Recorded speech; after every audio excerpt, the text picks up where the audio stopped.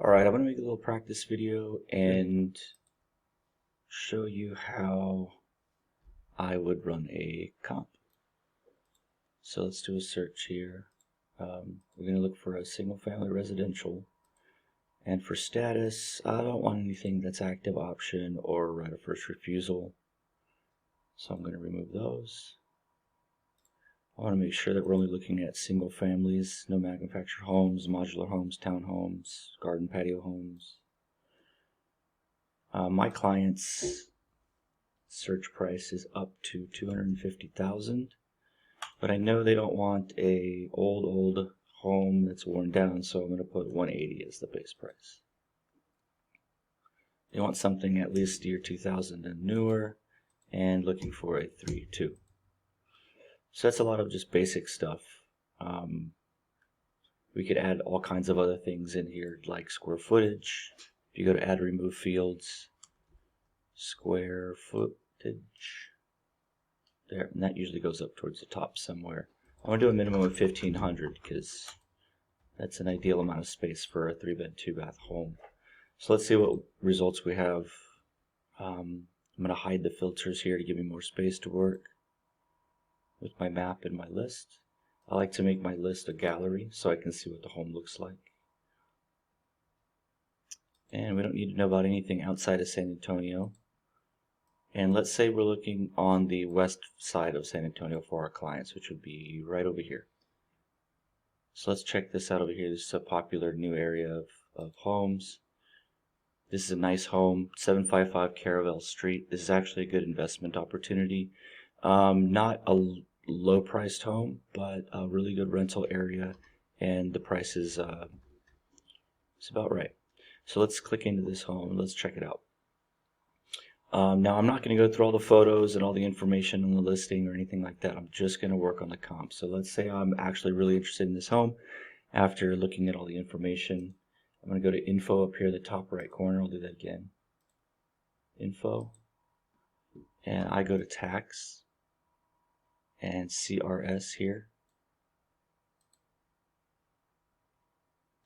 Alright, and this is everything we basically just saw inside the listing. That's all on the front page here, except it also includes some of the mortgage information, which may give you some insights when you're making offers, and some other things. So look through that. This is also where you can find your legal address for the property, if you didn't already know.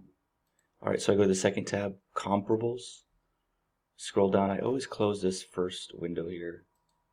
Open up the second one to actually see the market value calculation. And I always reduce this because that doesn't really mean anything to me.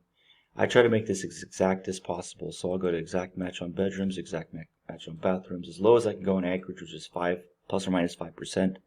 As low as I can go in square feet, which is plus or minus 5%. I try to start at half a mile distance of a radius. And sale date within the last 3 months, which is the minimum. And let's see if we find anything at all.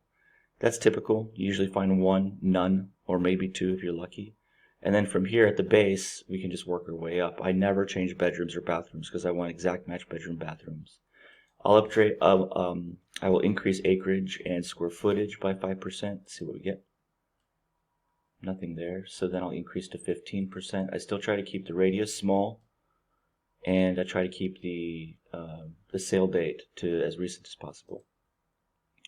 Alright, so we got one more on that. So now I'm going to extend my distance first. We got 4 properties now. We need about 5 or 6 for a good comp. And we're going to extend to 6 months instead of 3 months as far as sale date.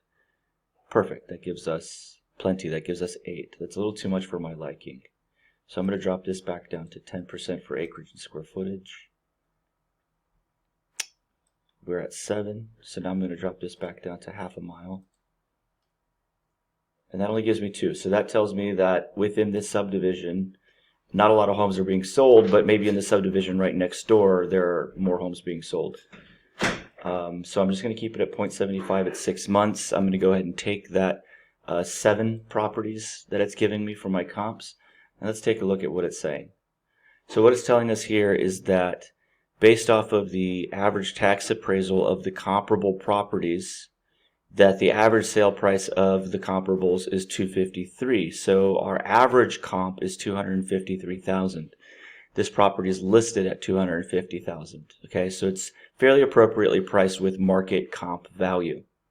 However, it's also telling us that the last appraisal for this particular property was actually $166,000, which is $30,000 lower from the average, right? So the estimated market price in this case is actually only $215,000. So this tells me that although this is probably fairly priced for the market at $250,000, as an investor, it's probably not as good of an investment because I'm not going to have as much equity in the home. In the market the way it is right now, we have a lot of offers coming in with appraisal waivers that or partial waivers that tell the seller that the buyer will either cover all of the appraisal difference between the offer price and the actual appraisal if it comes back lower than the offer price, or they'll pay a portion of that offer price. If you're in a situation or in a market where that's not happening a lot, or the home has been on the market for a little while, so you can deduce that people aren't offering good offers and people aren't offering appraisal waivers, then you can come in at list price at $250,000 and wait for that appraisal to come back. And when that appraisal does come back low, which we know it will, based off of our comps showing us that $214,000 would be the estimated market price for this property, then you can lower that purchase price closer to that appraisal price if you're not having to include that waiver in there. So this is how I find comps. Hope you enjoyed the video, and see you next time.